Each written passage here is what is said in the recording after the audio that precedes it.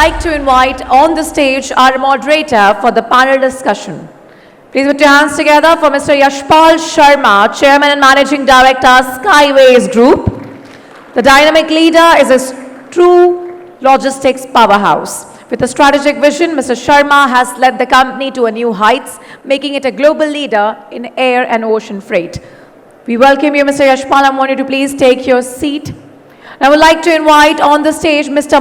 Sutch, Head International Development and CCO Cargo IndiGo. A respected global aviation leader with over 25 years of experience, he brings deep expertise in air cargo strategy, network development, and international market expansion. He is currently driving IndiGo's cargo's international growth and network expansion strategy. Now I would like to invite on the stage Mr. Rajesh Menon, Regional Head of Cargo, South Asia, Middle East and Africa, Cathay Cargo. With nearly 3 decades of experience in aviation and air cargo, he leads cargo strategy across a diverse international region and is widely recognized for his expertise in air freight, network development and trade connectivity.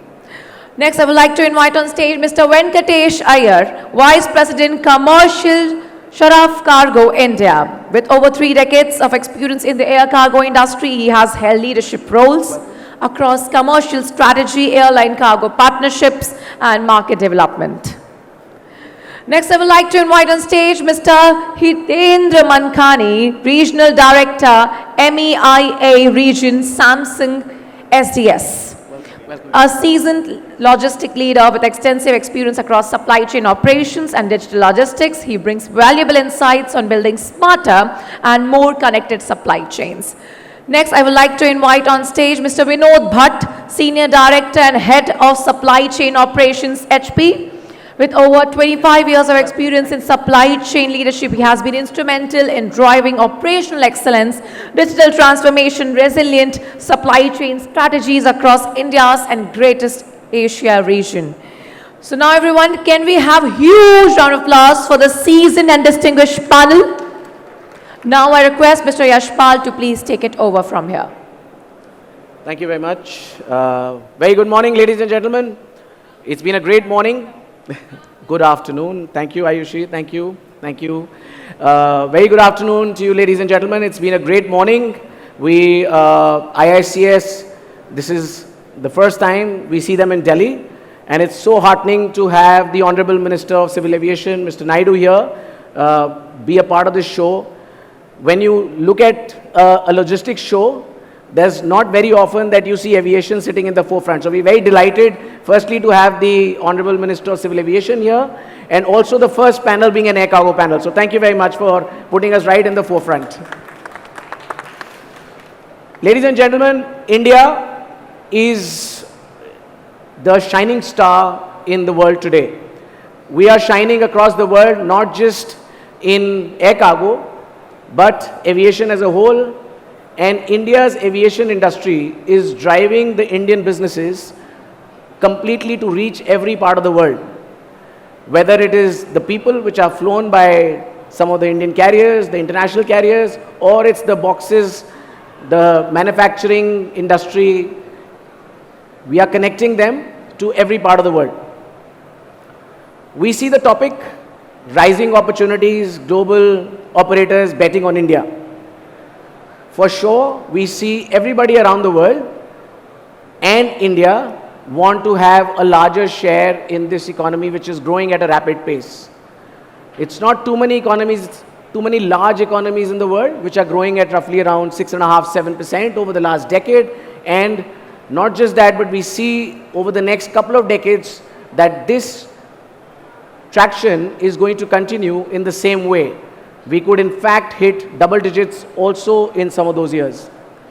For this to happen, we need everybody in the entire supply chain to play their role effectively, to collaborate well, to be in sync, and to be able to offer opportunities for more and more manufacturing to be built up in India.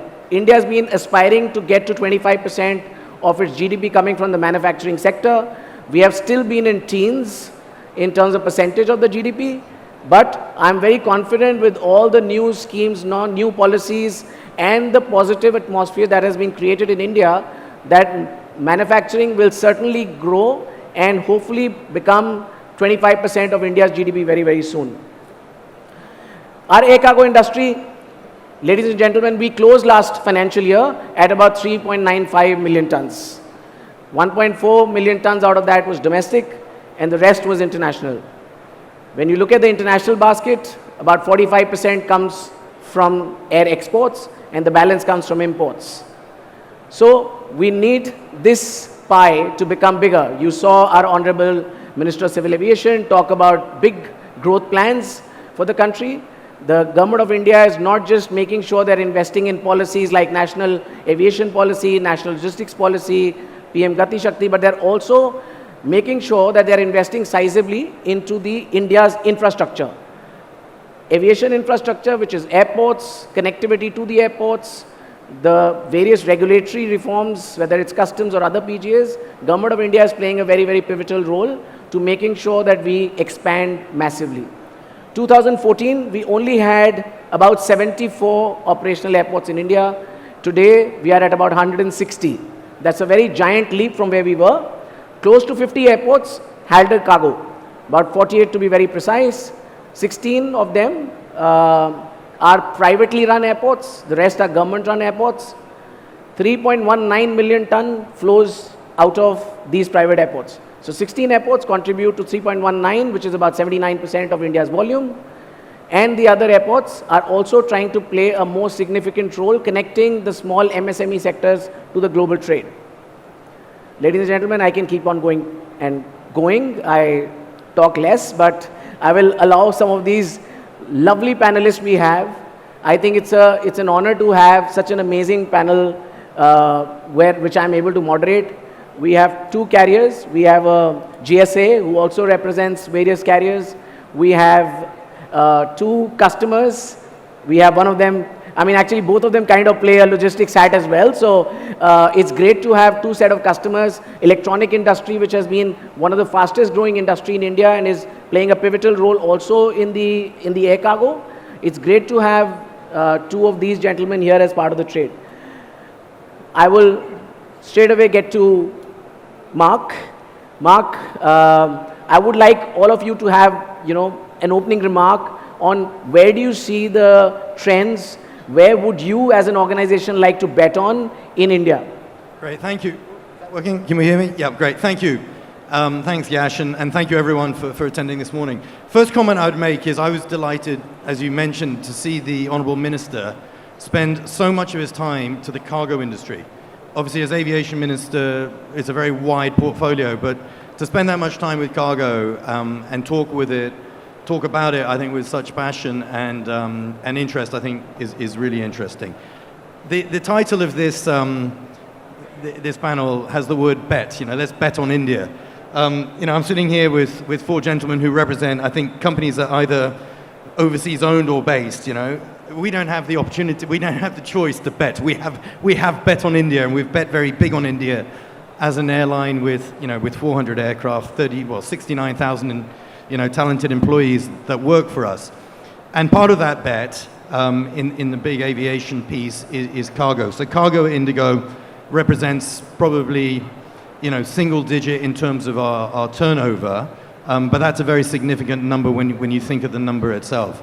And within that, air cargo, I would say in the last 4 to 5 years, certainly in the 3.5 years that I've been here, has become much more of a talking point within the organization. Obviously, we're predominantly a narrow-body airline. We don't work much in the skid cargo space, although we've had some really good success with our wide bodies into Europe in the last few months. But the fact that we're talking about cargo is not only about what's happening within the airlines, but what's happening within the country. In the last couple of years, since I've been here, you've seen a lot of free trade agreements that have been signed between India and Europe and other parts of the world. These sometimes take a while to translate. What I'm seeing in India, and I've been here for the best part of, I guess, 10 years, is a change in the whole Make in India value chain and the type of product that India is now looking at. And that's becoming much more air freight friendly. If you think 15 years ago, Yash, a lot of Indian manufacturing was heavy manufacturing. It was going to various parts of the world. You've now got very high-tech manufacturing, which is being not only in Indian indigenous companies, but other companies, the HPs, the Samsungs of the world, looking at India, not only for a domestic market, for an international market as well, because the quality is coming here, the value chain is India's stepping up that value chain. So I think from an aviation point of view, India's a really good place to bet. From a cargo point of view, it's a very good place to bet. And as we were saying earlier, Rajesh, in the meeting before, there's so much growth, I think, going to happen in this market that there's space for everyone. And India's becoming a global marketplace now, so there really is space for the international carriers who've dominated India for air cargo for many years. But there's also a space for myself and for my colleagues my counterparts, I guess, at Air India Group to have part of this. So a really exciting place to be in this space today, I think. Great, Mark. I mean, it's obviously very heartening to see the steps that IndiGo's been taking, not just on the passenger side, but also on the cargo side. And we're delighted to see some freighters being bought in by IndiGo. I think India's not just the international piece, but the domestic cargo needs more freighter operations. And we really hope that IndiGo's, which has made a very solid mark in the passenger side, makes an equal contribution or probably a better contribution for the Indian customers in times ahead for cargo. Rajesh, we heard about the FTAs that India has been signing all over. Obviously, that means there's going to be big boost to the Indian manufacturing. India is a big consumption market. So how's Cathay viewing this? And do you see any new opportunities in India where you would like to invest in? Well, firstly, thank you and warm welcome to all of you. When I look at Cathay Pacific, it's the 80th year for us, and it's a very proud moment for us that we completed 80 years. And in that, 70 years it's been for us operating into India. That means we are invested in this market. And when we brought freighters, we came with so much of capacity. We are talking about, as of now, we have 13 freighters which comes to India.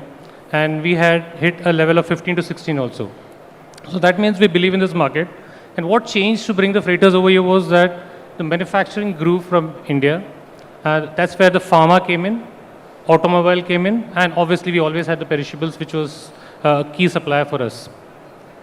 But the good part, what I've seen now, which is why we should bet in India, I'll give you a classic example, is electronics has had a record number of 47 billion US dollars, which has been generated, which is the third largest revenue creator as a vertical now ex-India.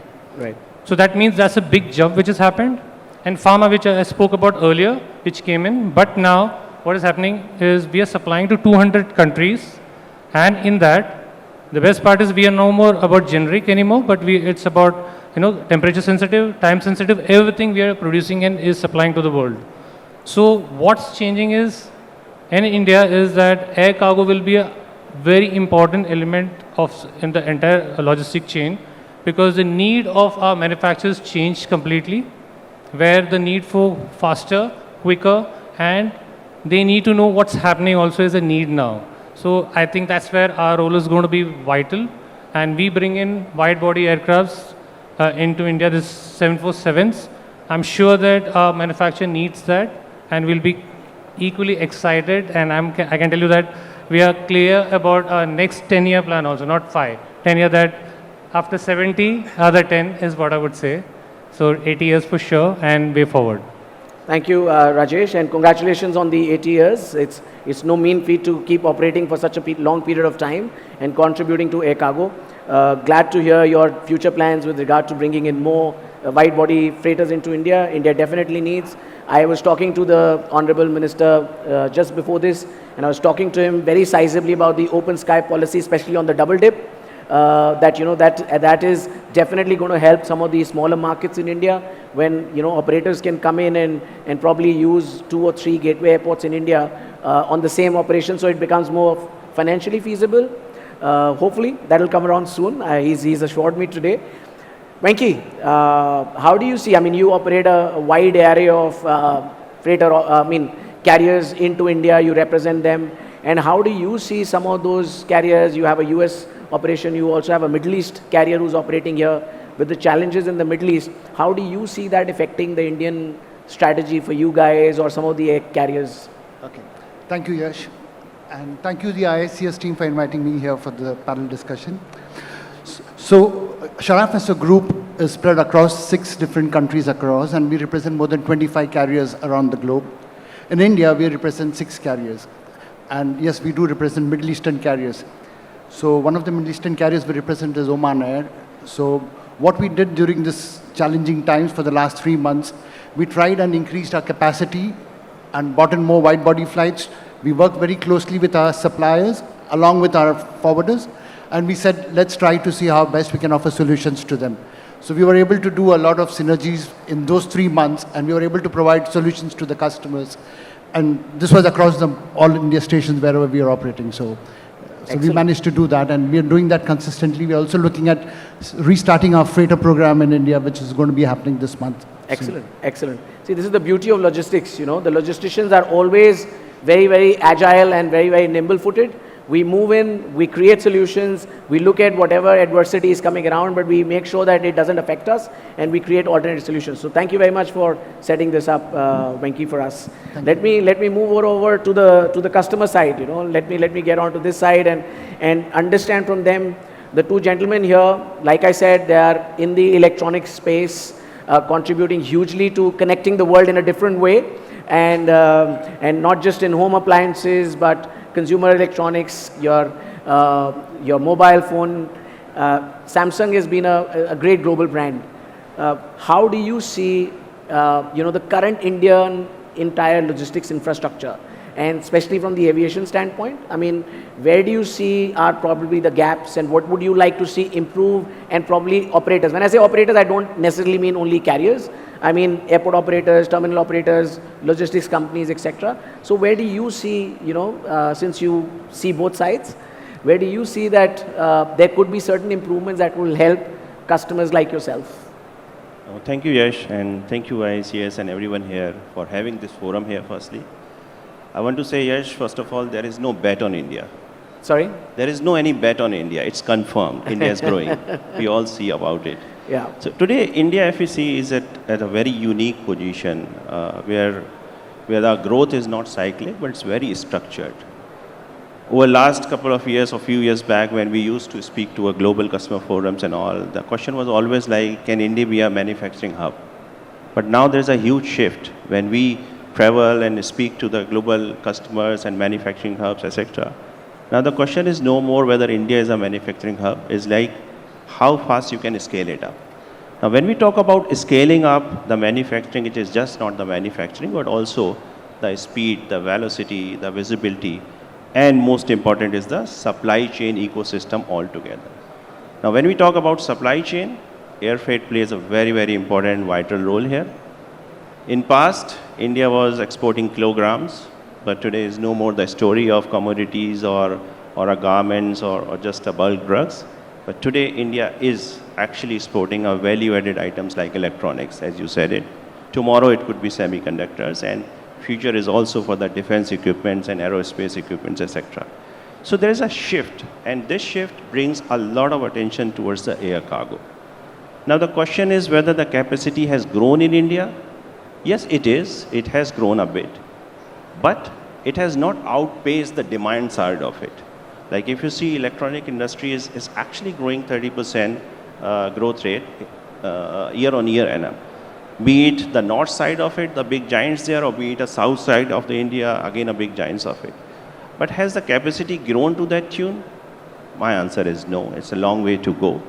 There is a decent belly space, but India now need more freighters because this cargo, which we are looking ahead in terms of electronics or automotive components or high fabric engineered goods, etc., needs more of a freighter cargo because it's need speed. That's the demand here.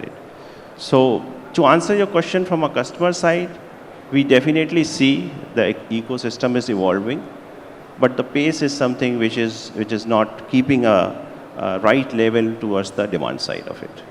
So Hitendra, keeping up with you, just taking this forward. So when you say the infrastructure changes are not keeping up with the pace, is there any specific geography that, I mean, since you have manufacturing in Noida, you also have in South India, so is there specific areas that you see that there is a need for government to step up and, probably the entire ecosystem, whether it is the carrier, the airport operators, you have a new airport in your backyard. So is there a specific area that you see that the pace of growth is slightly slower and you would like to see it more? A very good point, Yash. In fact, of course, we always blame about capacity only. But capacity also concludes with the first mile and the last mile and the warehousing part of it. Today, we manufacturing a mobile phone in Noida. From Noida, it has to travel to a Delhi airport and then will go to, say, Frankfurt. And from Frankfurt, it may take another route towards Nuremberg, etc., and then goes about it. Now, if there's a delay of 8 hours with the first mile, none of the aircraft can level up 8 hours of a time. I'm sure IndiGo is sitting here and Cathay is sitting here. So whole ecosystem has to speak together. That's the need of an hour.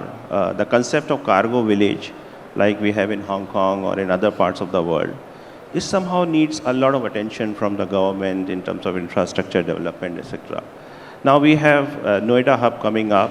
Let's see how it percolates.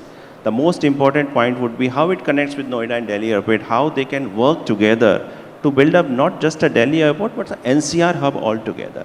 Similarly, if we go back to Maharashtra side, and we see like area like Pune, Aurangabad, there is a lot of manufacturing hub. But cargo still has to travel a lot to Mumbai or from Gujarat to Mumbai. So there has to be hubs need to be built up where there is a less time on the road. Another point would be it's not just the cargo that flows, it's also the documentation, which needs a lot of attention in terms of the fast clearance, etc. So a lot more need to be done in terms of a consolidated ecosystem. I was just wondering, like a Middle East crisis that we had recently, if India would have been a decent FTWZ right at the airport, or it would have come up with a policy where like a Middle East carrier or any other carrier or a Cathay could have another hub in India. So why India can't be a big hub for multinational carriers here and take the world ahead with the new age? That should be my submission. Well, you've raised quite a few points, right from connecting from the point of production to the airports, that piece, to probably certain policy changes, creating FTZs. I think the government has given certain approvals in the last few years from bringing some policy changes in terms of what kind of FTZs can be created in India. From 100 acres, now they've brought it down sizably to even a 5-acre land which can become an FTZ at the airport. I'm sure investments will happen in this regard. Let us go to Vinodji, and Vinodji, HP has been a household name or a work-hold name. Every office that you get into from the early days when I started working to now, HP has been an integral part of our work life. And for somebody like you, I'm sure efficient logistics, efficient aviation is very, very required, not just from an international standpoint, but I'm sure from a domestic and also probably e-commerce standpoint. So how do you see current infrastructure or current policy changes that you would want to see in times ahead, which will fast track HP's business? Yeah, okay. So while I allude to what Hitendra said on the challenges, but I've been in HP for the last 18 years now, right? So I've seen how things have evolved. But I think we should, I have a very pragmatic response. So I think we have come a long way, no doubt on that. Because if I recollect, when we started off, more than 2 decades back, we had challenges in getting the freight in country, customs, ports, last mile deliveries also, right? The great example would be, and thanks to the current political dispensation, right, they ushered the whole ease of doing business. Okay, and we can see that in the aviation, in the customs, ports also, right? We are getting clearances done in hours, which was unthinkable few decades back, right? So certainly we have come a long way, but are we there where we really want to be? Not yet, I'll say, right? Because the reason being that we are actually on a very strong growth trajectory. I mean, of course, India is, and companies like HP, if I speak of HP, they are also, right? And maybe just to share, we are targeting a 2x growth plans in the next few years. So that won't happen until everything goes hand in glove, right, on the scale. So back to his point, I think so there is, I wouldn't say a gap, but there is a bridging opportunity for us to get into that, growth trajectory, right? So the good examples can be capacity, obviously. Okay, and there's so much emphasis of the government to optimize local build, right? While we got a lot of imports coming for our industry, but we got a factory in India, and just not for the government business, for PLI. You guys must have heard of PLI, right? So there's a strong commitment to see how we can optimize domestic fulfillment. So for that, the capacity is going to be very critical. The infrastructure at the ports, we still hear a lot of challenges in the ports, congestions and everything, right? I think sometime back we had a huge challenge in Navashiva. The containers were not coming out, right? For some obvious reasons.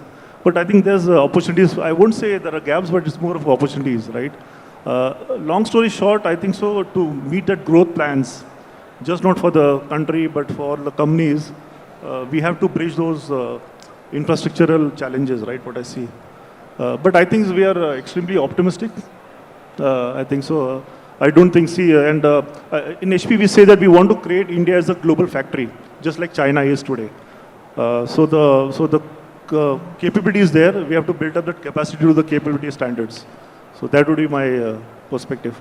Surely, I mean, we look forward to a 2x growth, because when a customer talks 2x growth, it means the entire industry is going to get more business. So everybody gets a good share of it. So all the best to you for the 2x growth. Rajesh, I want to come to you, bringing in a point that has come out from the customer side, that they talk about businesses or the capacity remaining very centralized in a few gateways in India. You know, they spoke about cargo getting manufactured somewhere deep in Maharashtra, traveling hours to get into Mumbai, or probably from Noida getting into Delhi, and some of the airports the same way. How do you see, from a carrier standpoint, how do you see that change coming around, that, you know, you look at probably helping the customers to bridge this gap, either by flying directly into some of the other gateway airports in India, or probably adding some speed to their business by maybe offering a first mile solution to them? Okay, I think I'll go back to what Cathay has done well. I'll just bring brief idea about what we have tried in Hong Kong. We fall into the space called GB area, which has 7 cities, where Hong Kong is the primary one. What we have a strategy now is to how do we bring, because this belt has a lot of electronics, and which is creating 15% of China's exports when it comes to pure electronics. So what we did was we created a gateway to a position called Dongwon, where we have sea route from Hong Kong, where it goes by sea, picks up the cargo from there, they consolidate from this region, comes there, and the customs clearance done over there, it moves directly to Hong Kong airport, it just seamlessly moves out. It's both the ways. If we send from here to anywhere there, it works that way. That's one.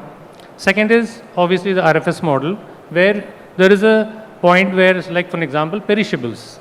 It has to reach these markets, which include Canton, where it can get cleared in a location in Zhuhai, where there is a temperature control clearance solution, where if it gets reached in the afternoon, by evening it's in the market.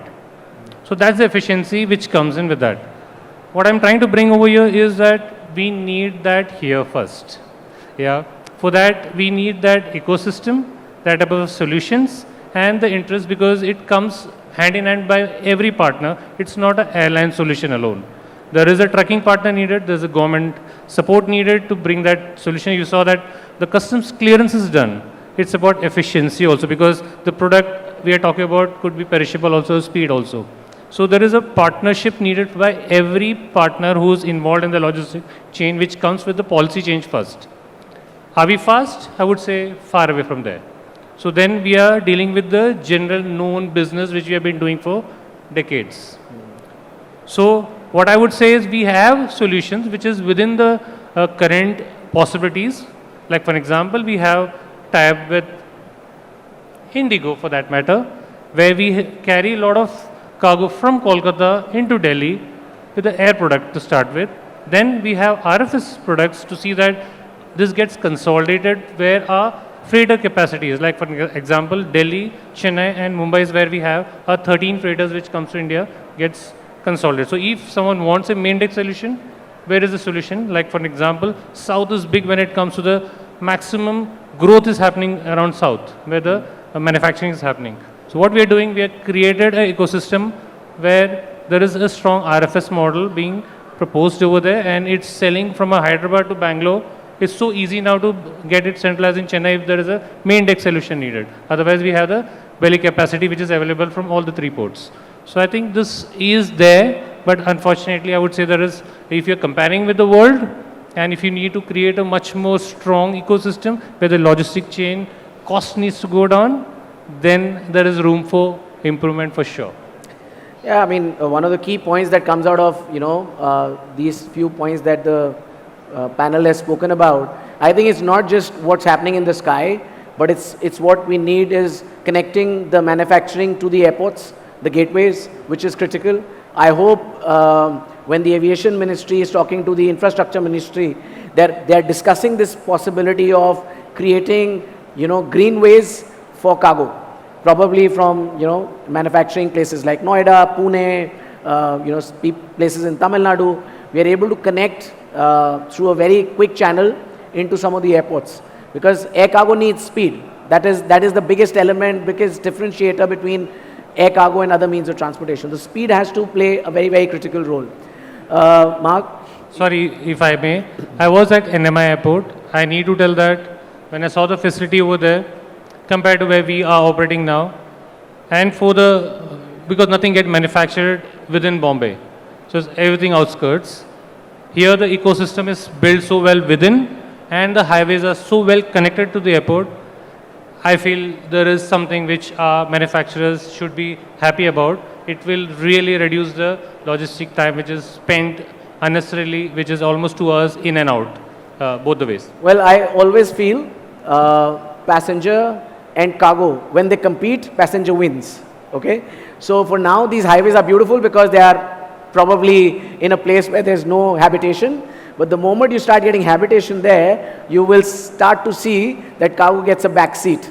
There is no entry in anywhere in the country for passengers to move.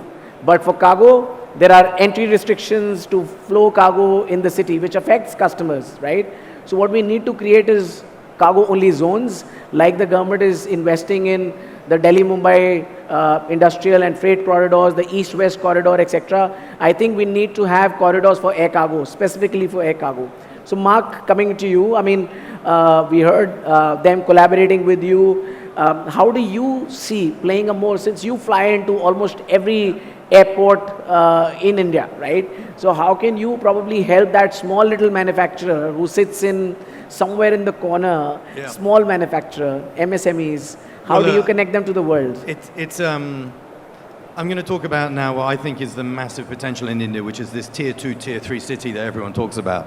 When you look at a tier 2 city in India, it's usually bigger than most capital cities in Europe, in the Western world, right? So there's so much potential there, not only for people like myself to help move that cargo, but also because of consumption in these places. When you've got cities of 2-3 million people, they want to buy a lot of Samsung, they want to buy a lot of HP, right? And naturally so.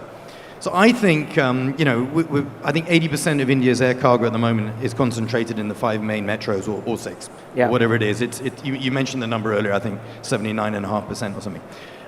For us, I think a lot of the potential is outside of that. As you rightly said, we operate, at the moment, IndiGo operates to 98 domestic airports, of which about 69 of them, I think, as of today, accept cargo. So there's a few that don't.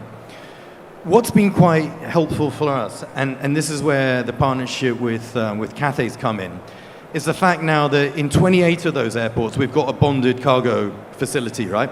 So we can, like in Calcutta, clear customs, ship 5-6 tons for Cathay to their hub here in Delhi and onward ship in a bonded type lane. That's quite a new thing for India, probably came up in the last 5 years or so. It's grown to 28 cities. I think it's got a lot more potential beyond that. There's a couple of customers I know in the room who help do this with some of the integrators, right? But it's a really good product.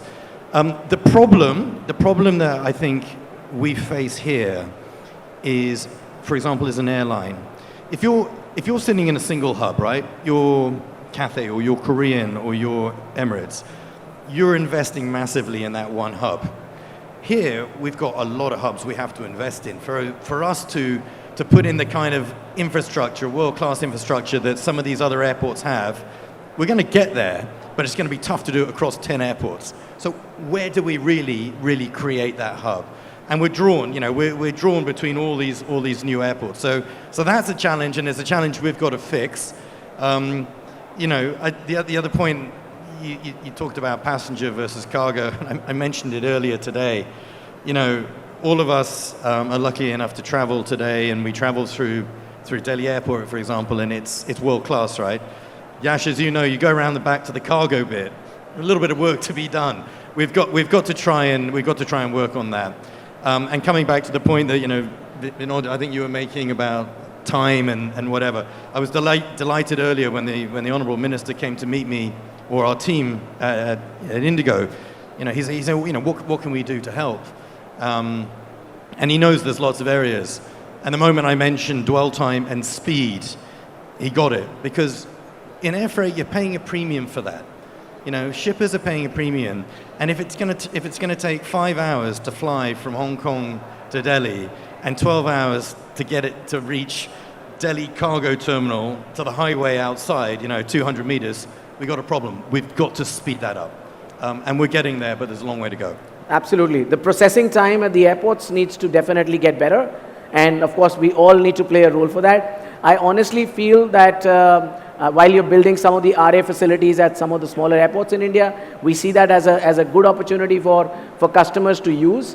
I really feel that, airlines, customers have a larger voice, and airlines also need to play a stronger cargo hat and go to the ministry, advocate more, and talk about some of these policy changes that need to come. It is difficult for one carrier to build an RA facility. We need to have common user facilities at some of these smaller airports, so more facilitation is able to be done. Otherwise, cargo starts getting restricted, and we need to be more inclusive and not be restrictive in terms of our policies. Venki, I want to come over to you. You are in Mumbai, right? So Mumbai is today lucky enough to have the same operator operating the old airport and the new greenfield Navi Mumbai airport. Mumbai is blessed to have one of the major seaports in India as well. So how do you see air cargo, ocean, these two airports collaborating together? The gentleman here talked about the importance of these airports talking to each other, building a good lane, working in tandem. How do you see that as an opportunity for the customers especially? So, yeah, what you said was, Bombay, we are really lucky to have this new airport coming very close to the existing airport. Critical pieces, the same operator in both the airports. So the good part is, there will be also a lot of bonded trucking which will be going to be happening between one airport to other, because we will be starting with only cargo freighters from August. So that's the plan. So everybody who wants to operate a freighter, they want to operate from the new airport. Now, if you ask me what is the advantage of shifting to the new airport, I would say all the factories are on the outskirts. So that's going to be very interesting, because today we are spending more than 24 to 36 hours where the trucks are standing in the line, and every day, first thing in the morning when we come to the office, the teams check whether the shipments did fly as booked, flown as booked or not. It's not because there was some mistake in what was happening, but operationally wise, did all the cargo was carted on time and did connect the flight? Because today a space gone is space gone today. So for us, when I see a couple of months later, that's a great value added. When we see that opportunity where things will be more seamless. In terms of opportunities, now there is more for the airlines to bring in more freighters, because of bilaterals, you can't increase your capacity too much today. So as an airline, if you have the facility to bring in a freighter, it's a great opportunity, because then it complements the passenger wide-body flights, the narrow-body flights. So it's a good mix and match. So for the customers in that part of India, it's going to be a big boon, and we are excited about it, because today as a customer, he gives an air cargo. Any air cargo is like an express, because everybody pays premium. So for him to get a service which was expected is something which all the carriers would be happy to provide.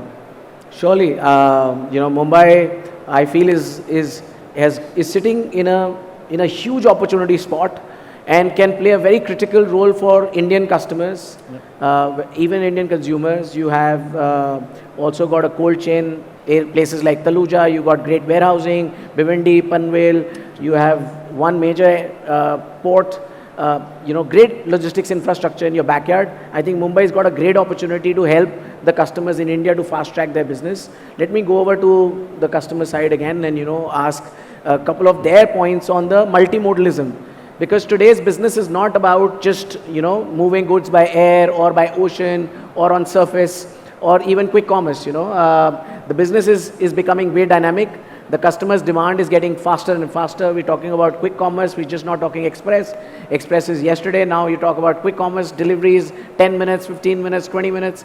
So how do you see the importance of air cargo collaborating with other means of transportation? And how do you think, probably from a customer standpoint, how do you see that you would like to see certain changes, especially in the air cargo side, that they are able to collaborate better with the other means of transportation? Yeah, I think, Yash, that's a great point. I think if you look at a customer lens, right, so just not HP, I think customers like you, me, and people sitting here, right, and if I say that in a little harsh tone, they don't care how it comes, right? But I think the point what you made is, it's about the experience, right? And if you look at the entire supply chain ecosystem, it actually evolves around 3 metrics: speed, agility, and being predictable, right? And that's where the point comes in what you just said, right? So it's not necessary everything can be on air, right? We can have a hybrid model. Sure. We can have a mix of air mix also. And that's what, if I can share, we are doing that in HP, right? We are getting the freight from China into maybe Thailand. Thailand, we truck it and then we get it by ocean freight, right? Depending when the customer wants. We can't get a product to a customer if he doesn't want it at that point of time, right? So the hybrid piece works well, and it is just not the inbound freight, it's the domestic also, back to your point, right? Yeah. So my pitch would be, it should be like an end-to-end experience, right? The whole multimodal what you're talking about. And that should go and appeal to these 3 metrics what I talked about. Being predictable is going to be extremely critical, right? So like I said, you can't get the materials earlier, you can't get it later also, right? For that, that's how we'll have to work on the multimodal model, right? But I'm glad that, I think with the help of our partners here, I think we are doing that. Sure. So it's extremely important thing what I see, multimodal. And it also optimizes cost also. And cost is just not the freight cost, it can be the inventory cost also, right? So that's how it is actually. No, absolutely. When you speak about efficiency, it means cost as well as deliverance. You need to be very, very predictable. You need to create visibility. When you talk about the quick commerce logistics companies today who are offering quick commerce solutions, they're spoiling the customers rotten. I'm sure we all face this. Our kids, there's a bell at 7 in the morning and there's a bell at 12 in the night. And it's not a visitor, it's somebody delivering a piece that your kids or probably our spouses are ordering. And we need to stay in growth with that. I mean, it's so important that the traditional way of moving goods, whether it is by air, whether it's by ocean or on surface, it kind of works together and is able to complement this new age consumption pattern where probably you are able to manufacture anywhere in the world, deliver anywhere in the world in a very predictable time frame. So Hitendra, I mean, you've been so much on the logistics side and you see now being on the customer side as well. You've worn this hat really well, so you know the space. How do you, I mean, you spoke about, for example, from your factory in Noida to the airport. How can we stitch this more? How can we really stitch this to create that quick commerce experience for the customers and probably be able to bring a wow factor and air cargo playing a critical role in that? How do you see that? No, absolutely, Yash. You said like I've seen the both side of the faces, and it's sometimes very very difficult from a supply side. There are a lot of constraints comes in as far as the deliveries are concerned because there is a rail, there is a road, there is a air freight, everything. But what customer is buying is actually not the outcome. It's not only the capacity, but they need outcomes. And today visibility is so fast, right? Everyone wants to know when the cargo is arriving, not like it is arriving on 12th of June, but at what time. So we have moved to the world from like a weekly predictive analysis to daily to hourly, and that's how the game is changing. Right. Especially with the B2C, if there is no visibility traveling faster than your cargo, then there's no value to it. So absolutely right. The whole corridor has to speak today with one to another and another to third to bring out the entire supply chain as an integrated supply chain where we see a right visibility comes for the customers. Today, people feel that it's very easy from the manufacturing side to push that my cargo is not delivered and all. But believe you me, there is a lot from a supply chain planning side and all that creates a lot of blocks in terms of if cargo is not reaching to the store at the right time, you are missing the launches, especially with the mobile phones. When the launch come, the pressure is not on a freighter side or not, but actually on a customer side, that at the right time, at the right bell, the cargo, Samsung Galaxy 6 has to be there, for example, and of course, the other operators as well. So it's all about integrated supply chain, and I feel that air freight plays a very, very important role because these are the commodities are driven by solely by the air freight. There is a big chunk that's coming up even faster and faster. The taste and the fashion changes so fast today that the new models arrives is in a faster pace than we can think of. Today there is a yearly launch coming. Maybe there will be a monthly launches coming up. Who knows? Yeah. So we have to be outpace our supply chain in such a way that we ready to deliver not just by the velocity that we are looking, but the high visibility is very important. Yeah, velocity and visibility both are important to wow the customers. Well, I want to just open up this thought of B2C and the quick commerce. I think there's a huge opportunity for operators, not just in India but around the world, to look at what the quick commerce industry has done. They've created dark stores in our backyards, right? I mean, they've created these dark stores which are delivering things in very, very quick time. I think it's an opportunity for the operators around the world to think how can they operate dark stores at the airport or very close to the airport. So, you, for example, HP, Samsung and the other manufacturers stock a little bit on those airports. There's a cross-city orders that can be airlifted by the carriers, move in very quick time. At least on the domestic space, in a country like India, nothing is more than 3 hours away. So if you have 2 or 3 hubs, you can probably in 60 minutes get to another city, probably wow a customer by, some husband who's forgotten the wife's birthday and 6 in the evening wants to wow by ordering a mobile phone and delivering or a tab for the daughter or a son, that could be. So I think it's an opportunity that operators can really look at of how they support the quick commerce mindset of the customers today and make sure that they are able to offer those kind of solutions. And carriers need to play an important role. I think carriers can really take up this as a business opportunity. Please give me some commission. If you take up this, it's patented. This is a patented idea, so please give it to me. Some part of the commission, there's some part of the revenue you get. So how do you guys see, of course you've been playing a critical role in the e-commerce side. Cathay sits in the heart of the e-commerce world. So, but how do you guys see now playing in the quick commerce space? What all changes are you trying to bring in your ecosystem to support the customer side? Yeah, I think there's a couple of parts to this.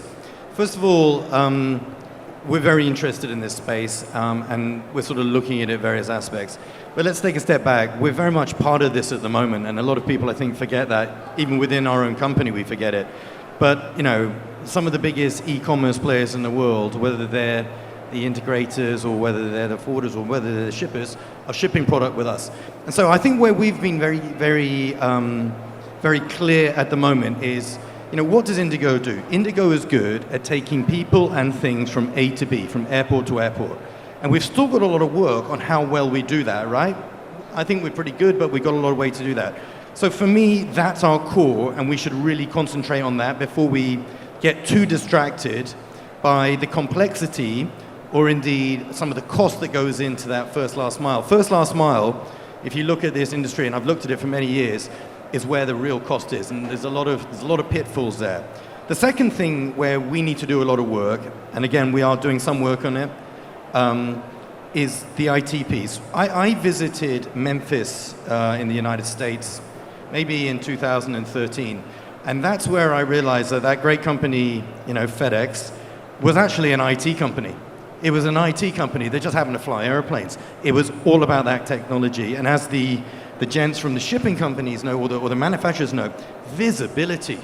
Where is my thing? When's it going to arrive? It cannot arrive an hour late because then my factory's shutting down. All right, so we've got to get that bit right, and I'll be very honest and say we're starting that journey at the moment. So for now, hey, I'm pretty good. I'm pretty confident that me and the team are good at getting things from A to B around India, and more in the last few years from A to B around India and the region. As we step into the next place, we'll do it at the right time. At the moment, pretty much every e-commerce company in India is putting a lot of stuff on us already. They're just doing it quietly, and we're not shouting about it. Yeah, I know. IndiGo is moving well with Move-In, partnering with UPS to create the first last mile. It's a different world. It's a completely different DNA, which needs to take care of the first and last mile. And like you said, there's a lot of hidden costs in there. You have to be very careful when you make these investments.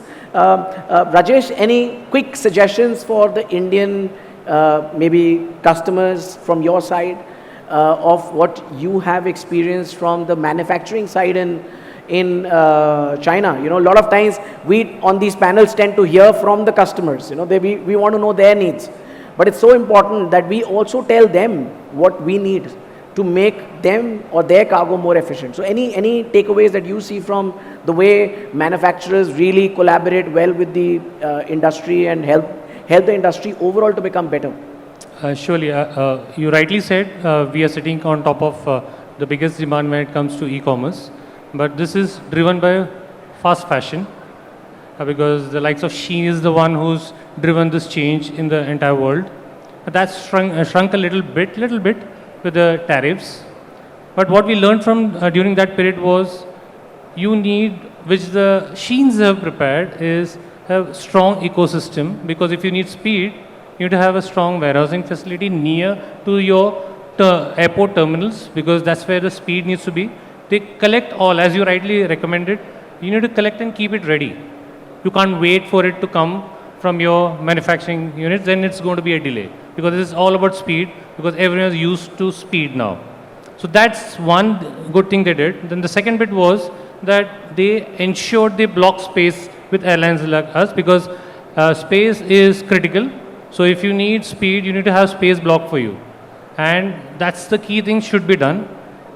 And if you need track and trace, which is real time, because we invested on the IODs and it's really working well. So what I would recommend here is, from an airline perspective, we are investing also into it. And there's a cost involved. What we need from the manufacturers, if you need all this facility, please, my request would be that be a little bit open to pay. Because we can't again discuss about price, because service comes at a price. So because we are investing a lot into these areas, because if you look at the aircraft in the entire chain, from air cargo perspective, we are the one who invests the maximum with aircraft onwards. So what we need is a little bit of price so that we can recover our money also. So there is service available, there is everything ready. But it's just that from the what I learned from the Sheins was they don't spend too much on marketing the traditional way with costly brands coming on the face. Yeah, but rather they sell purely through the digital marketing, and they invest more on the speed. They put money on speed because that's where they make money. Yeah, so all these quick commerce companies like Shein, Temu, what they've done is they've really upstreamed very well into the manufacturing clusters in China, and they've taken those products online, and from the ramp to the product in hand, they've created an entire ecosystem. You spoke of technology stitched it really well. So I from a customer standpoint, again, sorry, I will come back to you and ask you, how do you see the air cargo industry technologically stitched into you? Do you see there can be better API integration with some of these, because you spoke of visibility, Vinodji, predictability, a lot of that can come, Shein and Temu build the entire chain themselves. But, for customers who are standing alone, doing their manufacturing piece, selling also, how do you see the technology piece? Do you see something that can be done better from the carrier or from the air cargo industry, as a whole, for giving more visibility to your end customer? Absolutely, and I think so. I again bring the HP back into my my narrative, right? So HP is a technology company. Okay, I mean, obviously we manufacture, we give services, and technology is going to be very critical. Actually, it can actually replace a lot of those redundant and mundane tasks, right? And unless I'm digressing, I think so. We have incorporated a lot of AI into our domain, right? Congratulations. So, This yeah. is the first time we did AI in this session. Otherwise, every session everybody's talking of AI. Good. We did a good job, almost 53 minutes of no AI. That's exactly what I want, our ecosystem to adopt AI. I think so. It's going to be a game changer, right? Okay.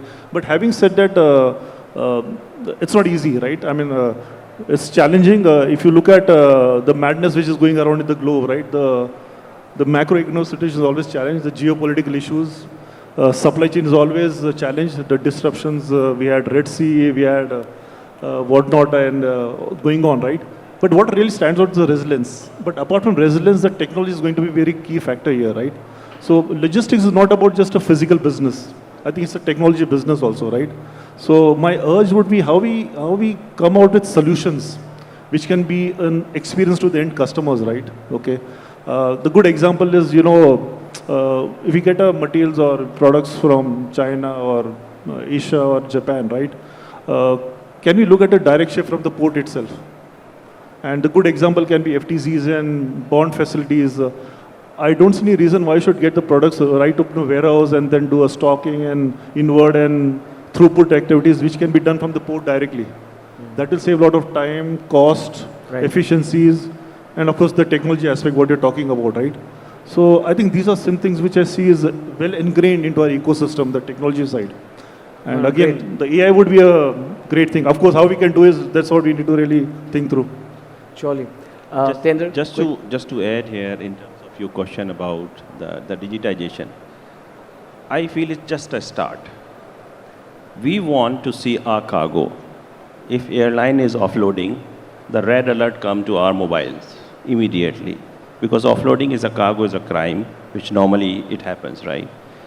Still in today's world, sometimes cargo get lost, and there is a search that airlines push it up.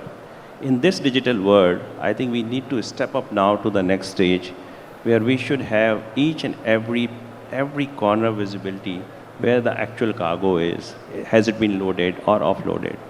Especially with the customs we talk about. Of course, a lot of things have been done in India, no doubt about it. From replicate copies in the past of bill of entries and shipping bills. Today we have e-shipping bills, etc. But still there is a lot of documentations which need digitized. Everything has to be e-document, including e-away bill, including shipping bills, etc. Not only with this, but also like when we talk about FTAs, FTAs should not only be on the tariffs, but also on a custom to customs, there has to be synergy.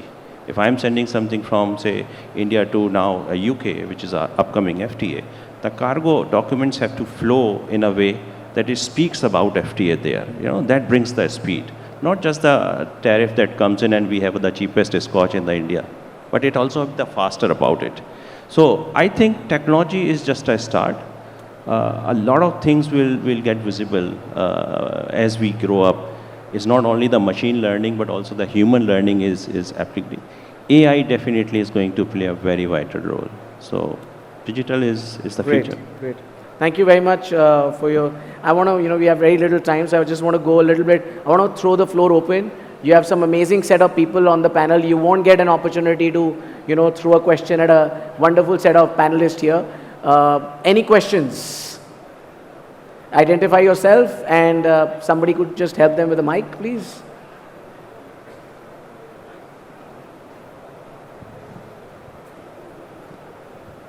I can go. She's gone. Thank you, Mark. Thank you.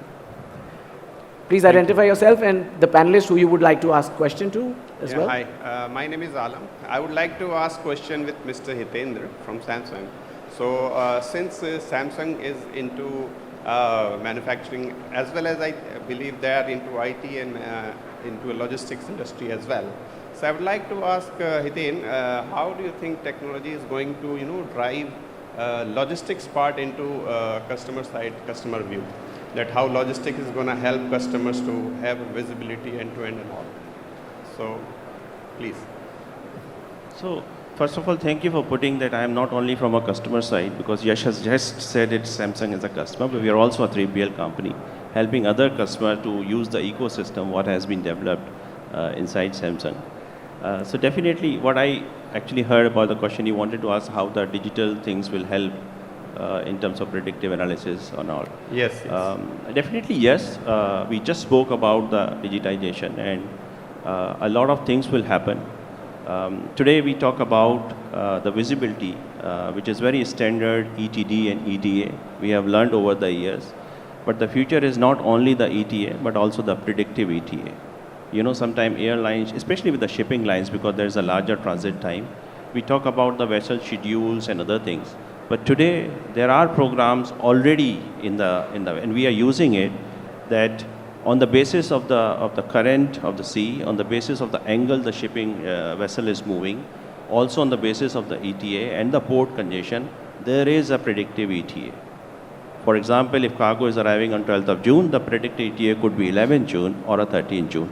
That one day is going to make a huge difference in a customer planning. So digitization is just a start. And of course, it's very easy to say about AI kind of a thing, but AI is actually playing a vital role in logistics.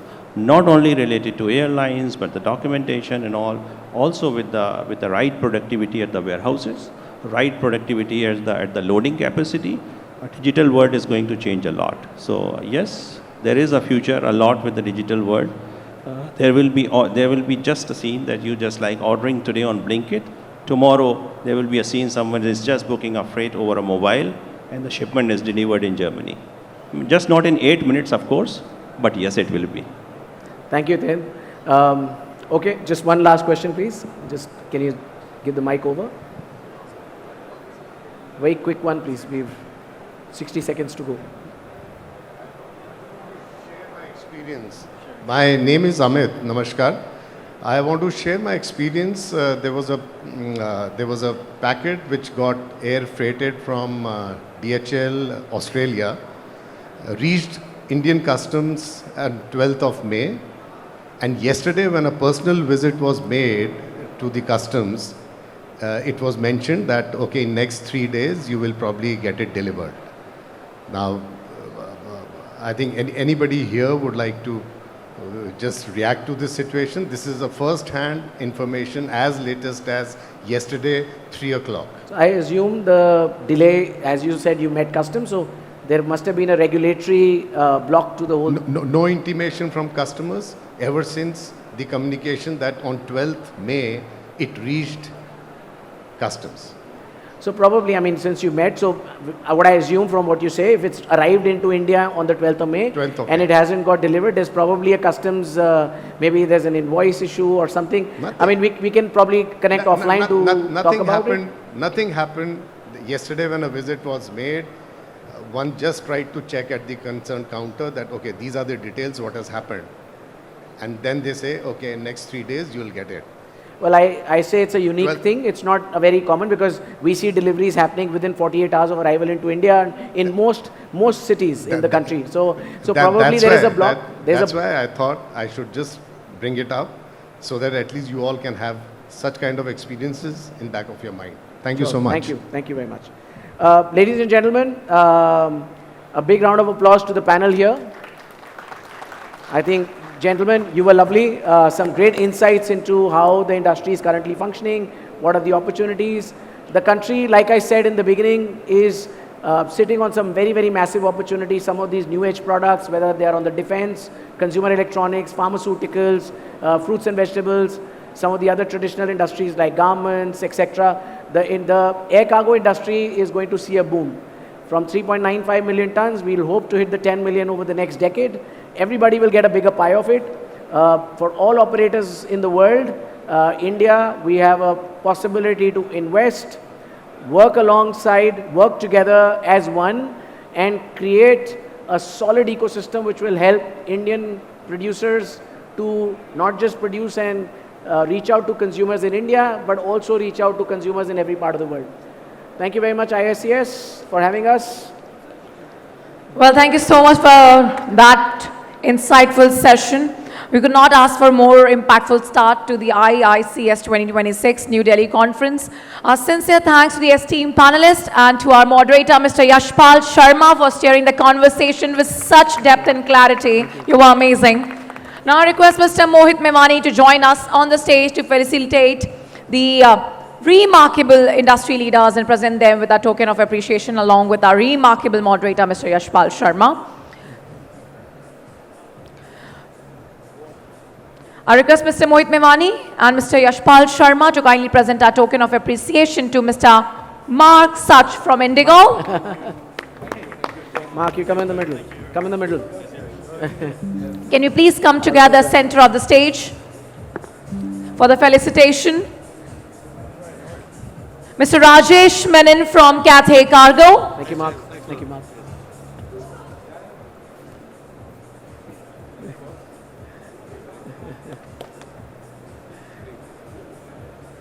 Well, ladies and gentlemen, please be ready as we are coming up with the next panel discussion in a while. Mr. Venkatesh Iyer from Sharaf Cargo, India. Thank you.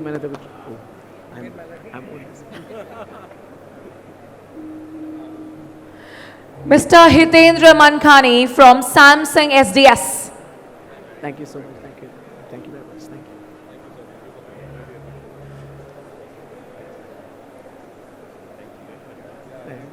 you. Mr. Vinod Bhatt from HP.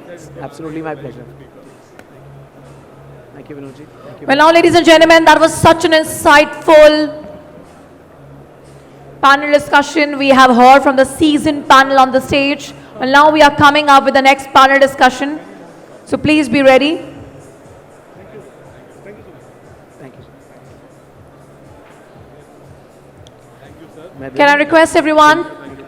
Always a pleasure. Up next, we have our moderator, Mr. Yashpal Sharma. Ladies and gentlemen, for Mr. Yashpal Sharma, thank you so much, Mr. Yashpal. You have been amazing. Can we please come together for a group picture, ladies and gentlemen? I request all of you. Come.